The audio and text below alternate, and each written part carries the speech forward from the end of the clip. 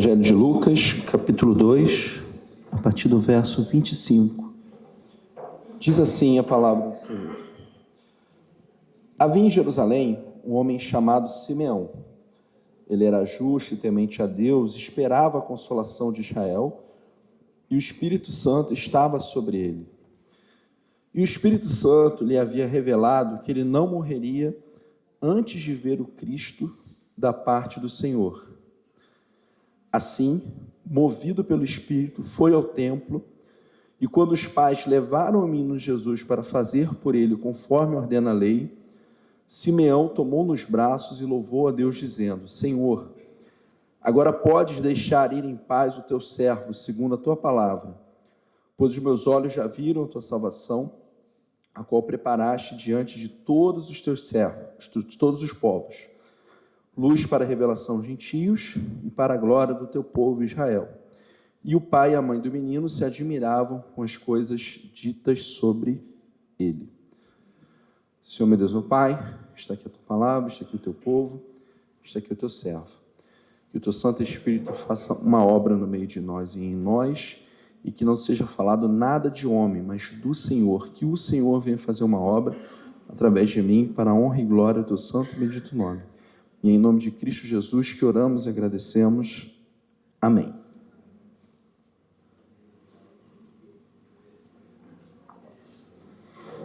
O que está acontecendo aqui? Lucas, ele é um historiador, ele escreveu um livro que a tradição dividiu em dois. Então, na verdade, ele é o autor do Evangelho de Lucas e ele é autor do livro de Atos dos Apóstolos. Então, na antiguidade, esses dois livros eram um livro só e eles caminhavam juntos, mas depois a gente separou só por uma questão, mas é a mesma coisa. E Lucas, ele é o único autor gentio do Novo Testamento, enquanto que todos os outros que escreveram os livros do Novo Testamento são judeus. Lucas, ele é o único gentio, e ele é alguém que não viu Jesus pessoalmente, né? Mas ele faz todo um trabalho de conversar com as pessoas, de poder perguntar como é que foi, isso e aquilo. E dos sinóticos, que são Mateus, Marcos e Lucas, ele é o mais diferente, né? Existem vários trechos, vários momentos que só existem no Evangelho de Lucas. E este aqui é um deles, é um dos raros momentos onde a Bíblia vai falar da infância de Jesus. Então, nesse momento, Jesus, ele é um bebê e os seus pais estão levando Jesus ao templo para oferecer um sacrifício em favor dele, algo normal, algo que era feito por todas as pessoas, né? E o texto ele vai dizer: havia em Jerusalém um homem chamado Simeão. Ele era justo e temente a Deus, esperava a consolação de Israel, e o Espírito Santo estava sobre ele. Perceba que só em um versículo nós temos 3 características sobre Simeão. A primeira delas é que ele era justo e temente a Deus. Mas o que significa ser justo? O que significa ser temente a Deus? Bom, a palavra justo no grego de kaiô significa aquela pessoa que olha para a palavra de Deus e deseja viver de acordo com a sua vontade, de acordo com aquilo que a Bíblia diz. Porque quando a gente pensa no conceito de justiça, o conceito de justiça ele tem um parâmetro. Imagina que, por exemplo, um grupo de ladrões, né, roubam um banco, 5 ladrões, eles estão lá dividindo lá os espólios, tudo, só que um deles vai lá e, enquanto os outros estão fazendo outra coisa, pega tudo, vai embora e liga para a polícia e para prender os outros colegas. Provavelmente os outros colegas vão dizer: não é justo o que ele fez com a gente, né? Então, o conceito de justiça ele tem que sempre estar atrelado a algo, atrelado àquilo que é correto, né? O conceito de justiça na Bíblia, ele está atrelado àquilo que a Bíblia diz. Então, Simeão era alguém que olhava para a Bíblia e falava: eu quero viver isso daqui. Eu quero colocar isso aqui em prática. Eu quero pegar tudo aquilo que está escrito e fazer disso aqui verdades em minha vida. Só que quando a gente pensa nos dias de hoje, às vezes a gente fica um pouco mal acostumado com a graça, né? Eu sou salvo, para sempre salvo, não tem problema. E às vezes, com o passar dos dias, semanas, meses e anos, a gente deixa um pouco de lado, e eu falo isso por mim também, tá? Aquilo que é a vontade de Deus e começa, não vou ler a Bíblia hoje não, hoje eu estou cansado, né? Tudo bem, está escrito lá, medita nessa lei dia e noite, mas hoje não. Outro dia não, hoje eu também estou cansado, e a gente vai deixando. Então a gente precisa sempre ter esse esforço de vivermos de acordo com a vontade de Deus de uma forma voluntária, por amor, mas com força, né? Não é isso que a Bíblia diz? Amai a Deus com todas as vossas forças. Só que a Bíblia também diz que ele era um homem justo e temente a Deus. Na nossa cultura, essa questão de temer, essa questão do medo, ela é vista de forma errada, ela é vista de uma forma diferente do que a Bíblia diz. Quando a Bíblia diz que nós devemos temer a Deus, não é temer no sentido de medo, não é temer no sentido de, caramba, se não fizer isso aqui, Deus vai tacar um raio na minha cabeça. Até porque Deus é amor, e o que 1 João vai dizer? O amor lança fora todo o medo. Mas é temer no sentido de respeitar. É temer no sentido de entender quem sou eu e quem é Deus. Então, Simeão era alguém que olhava para a palavra de Deus, se esforçava para vivê-la, e ele temia, ele respeitava a Deus. Ele sabia quem Deus era, ele sabia quem ele era, e assim o relacionamento dele com Deus caminhava. Porque quando eu acho que Deus é o meu gênio da lâmpada, quando eu acho que Deus tem que fazer todos os meus desejos, quando eu acho que Deus ele tem que ser o meu servo, Deus, peraí, né? Eu vou domingo de manhã, vou domingo à noite, vou quarta-feira, dou o dízimo, trabalho no ministério, faço isso, o Senhor tem que me abençoar nisso aqui, o Senhor tem que fazer isso por mim. Esse problema aqui, eu não posso passar, os outros podem. Pode parecer besteira isso que eu estou falando, mas às vezes esse pensamento toma o nosso coração sem percebermos. Às vezes, infelizmente, a gente coloca Deus como alguém que, se eu fizer isso, ele tem que me dar isso. Quando, na verdade, Deus ele é o Todo-Poderoso, ele me ama, ele me deu a salvação e ele vai cuidar de mim. Mas ele vai cuidar de mim do jeito dele, porque ele sabe o que é melhor para mim. Eu não sei. Então, temer a Deus é respeitar a Deus e é ter esse relacionamento com Deus sabendo quem é Deus e quem sou eu. Eu lembro que na minha adolescência, eu fui um adolescente sem noção, e um dia eu fiz uma brincadeira com meu pai, e meu pai virou para mim e falou: eu não sou seus coleguinhas, comigo você não pode brincar desse jeito. E acabou. E eu nunca mais brinquei com ele daquela forma, porque ele é o pai, eu sou o filho. E o texto continua: era justo e temente a Deus e esperava a consolação de Israel. O que era a consolação de Israel? Nós precisamos lembrar que na história de Israel se torna, sai do Egito, se torna independente, tem o reino davídico, se constitui como reino, aquela coisa toda, mas depois passa a ser dominado pelos povos. Então o reino se divide, reino do norte e reino do sul. Reino do norte deixa de existir, ele se mistura com a Síria, dando origem aos samaritanos. O reino do sul continua como um reino, continua como os judeus, mas ele vai sendo conquistado por vários povos. Então vai ser conquistado pelos babilônios, pelos persas, pelos gregos, vai ter 100 anos de independência, depois vai ser conquistado por Roma, aqui nessa época.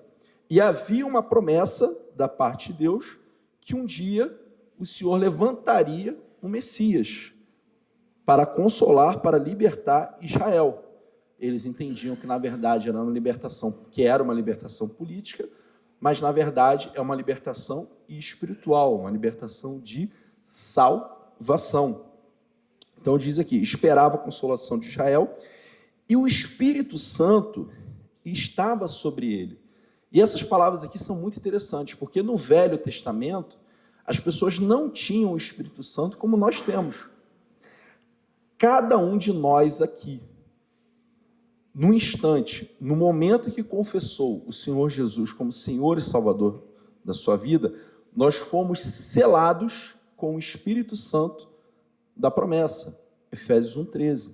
Então o Espírito Santo, ele habita em nós, ele está em nós. Após a crucificação e a ressurreição do Senhor Jesus, o Espírito Santo, ele é derramado. E todo aquele que confessa Jesus como Senhor e Salvador da sua vida é selado com o Espírito Santo. Então nós temos algo que as pessoas do Velho Testamento não tinham. Um profeta, como que acontecia? O Espírito Santo vinha sobre ele, ele profetizava e depois ia embora. Nós não. Nós somos selados. O Espírito Santo, ele está em nós, no momento que confessamos o Senhor Jesus. Mas por algum motivo que a Bíblia não explica, né? E se a Bíblia não explica, não sou eu que vou tentar explicar, Simeão era alguém diferente, porque a Bíblia diz que o Espírito Santo estava sobre ele. Como? Por quê? Não sei. Chegar no céu, eu pergunto. Eu, com a minha filha, a Lara está com 7 anos, ela está lendo a Bíblia, glória a Deus por isso, e vira e mexe, ela me faz uma pergunta que eu olho e falo, minha filha, só quando chegar no céu, você pergunta lá, você vê como é que é, porque se a Bíblia não explica, não sou eu que vou inventar, não é verdade? Mas o fato é que o Espírito Santo estava sobre ele, versículo 6, o Espírito Santo lhe havia revelado que ele não morreria antes de ver o Cristo da parte do Senhor. Simeão, ele era alguém justo, ele era alguém temente a Deus, ele era alguém que tinha o Espírito Santo, e o Espírito Santo fez uma promessa específica para ele. Na sua vida e na minha vida, quando nós nos relacionamos com Deus como cristãos, existem várias promessas, existem várias bênçãos que são para o povo de Deus. Que são para o povo de Deus. Você lê o livro de Salmos, nunca viu um justo ser desamparado, nem seu filho a mendigar o pão. Então, a gente que tem Jesus, Deus, ele vai sempre suprir as nossas necessidades. Não quer dizer que a gente vai ter casa na praia, carro do ano, etc. Mas aquilo que a gente necessita, a gente vai ter. Só que no nosso relacionamento com Deus, existem coisas que Deus ele vai dar especificamente para você, pessoa, CPF. É uma bênção que é só sua. Qual é, pastor? Não sei. Não sei. Mas você, no seu relacionamento com Deus, quando você tem um desejo, quando você quer algo, você pode colocar isso diante de Deus, e se for da vontade de Deus, ele vai te abençoar. No caso específico de Simeão, ele era alguém que tinha um anseio pela salvação de Israel. Ele olhava para a nação dele e falava, caramba, poxa, a gente já foi, né, um país poderoso, o país mais poderoso da região, a gente derrotou todo mundo, a gente mandava em todo mundo aqui, né? Na época de Salomão, prata não valia nada, porque tudo era de ouro. A Bíblia diz com todas as letras, na época do rei Salomão, a prata não tinha valor, a pessoa andava na rua e uma taça, essa é prata, jogava fora, né? A questão da inflação, quem for de economia depois explica. E ele tinha esse anseio no coração, ele tinha esse desejo, é o que o texto diz. Ele era temente a Deus e esperava a consolação de Israel. E aí ele tinha esse desejo, e por ele ter esse desejo, e por Deus ser misericordioso, Deus concedeu a ele, versículo 26, e o Espírito Santo lhe havia revelado que ele não morreria antes de ver o Cristo da parte do Senhor. Se você e eu vivermos de acordo com a vontade de Deus, como ele fala aqui, por favor, preste atenção no nome de Jesus, sendo justo, temente a Deus, aquilo que nós desejamos, é muito provável que Deus, ele irá nos conceder. Ah, pastor, então se eu viver de acordo com a vontade de Deus, ele vai me dar tudo o que eu quero? Não, eu não estou dizendo isso. Não é isso que eu estou dizendo, pelo amor de Deus, não me interpretem errado. Mas o que eu estou dizendo é o seguinte, quando nós vivemos em íntima comunhão com Deus, muitas vezes nós vamos desejar aquilo que Deus já quer me dar. Você consegue entender isso? Quando eu vivo próximo a Deus, quando eu vivo em comunhão com Deus, quando eu leio sua Bíblia, a sua palavra, quando eu oro, quando eu frequento, as reuniões, quando eu estou próximo a Deus, muitas vezes, com a maturidade espiritual, eu vou passar a desejar aquilo que Ele já quer me dar. Ou seja, Deus vai me dar o que eu quero, mas na verdade eu estou desejando o que Ele já ia me dar. Vocês estão entendendo? Por favor, não entendam errado. Eu não estou dizendo que, lê a Bíblia a hora que Deus vai dar tudo aquilo que você quer, porque não é isso que eu estou dizendo. Vocês não têm noção, vocês não têm ideia do quanto que eu orei, e aí vocês vão rir, mas é uma verdade, para não ficar careca. Vocês não têm ideia, vocês não têm noção. Vocês não têm, Senhor, Tu és poderoso para fazer mais infinitamente, E orei, e estamos aqui, Eu olho, às vezes meu filho está correndo aqui, Marcos Lúcio, alguém vira e fala, cabelo bonito. Eu falei, mas é meu filho, Então, aproveita enquanto é tempo. Mas o fato é que quando nós temos comunhão com Deus, o nosso coração, ele passa a bater em consonância com o coração de Deus. E aí eu vou passar a desejar aquilo que Ele já quer me dar. E aí, na minha perspectiva, Deus está me dando aquilo que eu quero. Havia em Jerusalém um homem chamado Simeão. Ele era justo e temente a Deus e esperava a consolação de Israel, e o Espírito Santo estava sobre ele. 26. E o Espírito Santo lhe havia revelado que ele não morreria antes de ver o Cristo da parte do Senhor. Assim, movido pelo Espírito, foi ao templo. E quando os pais levaram o menino Jesus para fazer por ele conforme ordena a lei, Simeão tomou nos braços e louvou a Deus, dizendo... É muito interessante que o versículo 27 diz, assim, movido pelo Espírito, foi ao templo.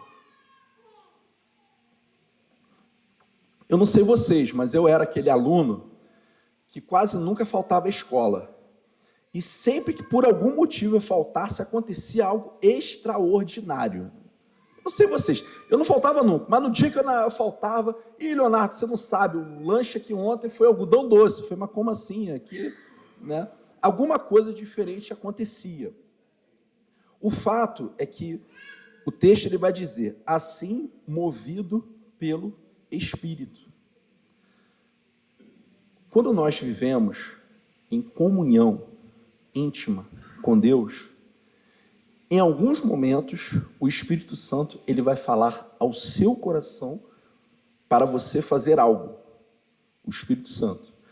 Primeira coisa que eu quero dizer, pelo amor de Deus, não me interpretem errado. O Espírito Santo nunca vai falar ao seu coração algo contrário à palavra de Deus.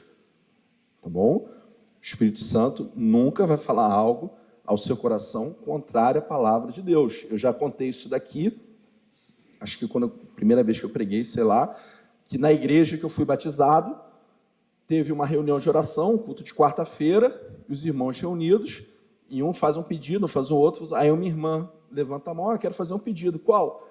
Eu quero pedir para o irmão fulano largar a esposa e ficar comigo, porque ele é meu amante há 10 anos e a gente não fica junto. No culto de quarta-feira. Eu vi isso com esses olhos que um dia hão de ressuscitar. Não é história da carochinha. Então, é óbvio que Deus não vai abençoar isso. Depois que o culto acabar, se você pegar o seu celular, há alguns anos, isso está registrado, um grupo de políticos evangélicos, eu tenho que usar aspas, eles recebem uma propina e eles oram agradecendo pela propina. Vocês conseguem entender isso? Gente, isso está no Google, mas não é para pegar o celular agora não, senhor, mas se alguém pegar o celular agora, tá bom? Brincadeira, mas nem tanto. Mas deixa o culto acabar.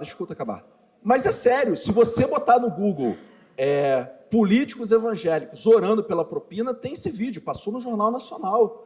Os caras recebem a propina, eles oram agradecendo. Está entendendo? Então, movido pelo Espírito, é algo que, em primeiro lugar, está em consonância com a palavra de Deus. Só que quando o Espírito Santo ele fala ao meu coração, eu posso fazer aquilo ou não. não é verdade? Se você puxar aí pela memória, alguma vez na sua vida, o Espírito Santo falou o seu coração para você falar de Jesus para alguém e você não falou? Talvez. Eu lembro que assim que eu me converti, eu me senti muito impelido a fazer uma viagem missionária. Só que na época eu não tinha recursos, mas algumas pessoas começaram a se levantar, e aí, por fim, eu desisti. Falei, não vou não, desisti. Eu tinha uns 5 anos de batizado, e para mim foi muito triste, para mim foi muito frustrante, né? Depois, Deus, pela sua misericórdia, Ele permitiu que eu fosse para esse lugar específico, alguns anos depois, mas para mim foi muito claro que eu fui impelido pelo Espírito Santo para fazer essa viagem missionária, recém-convertido, e eu não fui por medo nem nada, e acabou não acontecendo. A grande questão é que na nossa vida com Deus, aqueles que atendem o chamado do Espírito Santo vivem coisas extraordinárias. Se o Espírito Santo falar ao seu coração para você fazer algo, e tem que ser em consonância com a palavra de Deus, porque se não for, não é Espírito Santo, é outra coisa. Mas se você entender, se você tiver no seu coração o sentimento, o desejo, a vontade de fazer algo que, de acordo com a palavra de Deus, não é pecado, em nome de Jesus, faça. Não interessa o que é. Não interessa o que é. Se você orou, se Deus deu certeza ao seu coração, se Deus falou ao seu coração e está de acordo com a palavra de Deus, faça. Porque dentro da lógica do Evangelho, muitas vezes a lógica do Evangelho, ela não é de acordo com a lógica do mundo. Eu vou te dar um exemplo. Certa vez, lá em casa, por exemplo, eu sou casado, então minha esposa e eu somos uma só carne, em vários sentidos. Então, se temos uma decisão para tomar, uma decisão grande, nós somos uma só carne. Deus vai falar o meu coração e vai falar o coração dela. Então, muitas vezes, quando nós temos uma decisão para tomar, a gente tem que decidir isso aqui, vamos orar. Aí nós oramos, os dias vão se passando. Eu tenho um entendimento, eu acho que é para esse lado. E aí, sem falar para ela o que eu entendo que é da vontade de Deus, eu pergunto, amor, o que você acha que é para fazer isso aqui? E todas as vezes, 100% das vezes, ela, amor, eu acho que a gente tem que fazer isso. E é a mesma coisa que Deus falou ao meu coração. Eu lembro que certa vez a única experiência que eu tive de pastoreio titular, né, eu pastorei 3 anos, a Igreja Batista da Família em Freguesia do Ó. E era uma igreja pequena, né, que tinha passado por 2 rachas, de 100 membros foi para 20, né? A igreja tinha 5.000 de entrada, 4,5 era o aluguel, né? Então era uma situação bem delicada, né? E ao mesmo tempo eu tive o convite de uma outra igreja, né, com uma estrutura muito maior, com uma situação financeira bem melhor, e era interessante que as duas ficavam na mesma distância da minha casa, né? A minha casa estava aqui, a Igreja da Batista da Família estava na freguesia, a outra estava aqui na Zona Sul. E eu orei e entendi diante de Deus que era para ir para outra igreja. E aí eu conversei com a minha esposa dias depois, e você, amor? Não, gente, eu acho que a gente tem que ir para lá. E nós fomos, e foi uma benção, foi um ministério maravilhoso. O fato é que quando nós atendemos à vontade do Espírito Santo, nós vivemos coisas que, infelizmente, a maioria das pessoas não vivem. Você já imaginou o que é pegar Jesus no colo, bebê? Que privilégio você pegar, você olhar assim, caramba, esse aqui é o Messias. Porque foi isso que aconteceu com Simeão. Assim, movido pelo Espírito, foi ao templo. Ou seja, se ele foi pelo Espírito movido ao templo, era um dia e uma hora que ele não costumava ir. Possivelmente, ele ia regularmente ao templo, possivelmente havia um horário que ele ia regularmente, mas esse momento não era um momento normal, era um outro dia, uma outra hora que ele não costumava ir, e aí, movido pelo Espírito Santo, ele foi. Muitas vezes, a fala do Espírito Santo ao nosso coração ela vai ser algo que é fora do normal. Eu já falei aqui, quem já ouviu, vai ouvir de novo, mas quando eu estava para sair de Rio Bonito para vir para São Paulo, um pastor amigo meu virou para mim e falou: Leonardo, você sabe o que está escrito em Salmos 46:10? Eu falei: não. Aí ele pegou, abriu para mim: parem de lutar e saber que eu sou Deus, serei exaltado entre as nações, serei exaltado entre os povos. Eu falei: pô, legal. Anos depois, eu dando aula no Antônio Firmino de Proença, ali perto do Parque Dom Pedro, perto da estação Pedro II. Eu costumava ler a Bíblia no metrô, o metrô parou, eu desci, sentei ali numa cadeira para terminar de ler o capítulo para poder ir. Uma pessoa sai do templo, que eu nunca vi na vida, vira para mim, Salmo 46:10, dá as costas e sai. É uma das poucas experiências desse tipo que eu tive na vida, mas e aí? Quando nós aceitamos o chamado do Espírito Santo, nós vivemos coisas extraordinárias. E aí o texto continua e eu caminho para encerrar.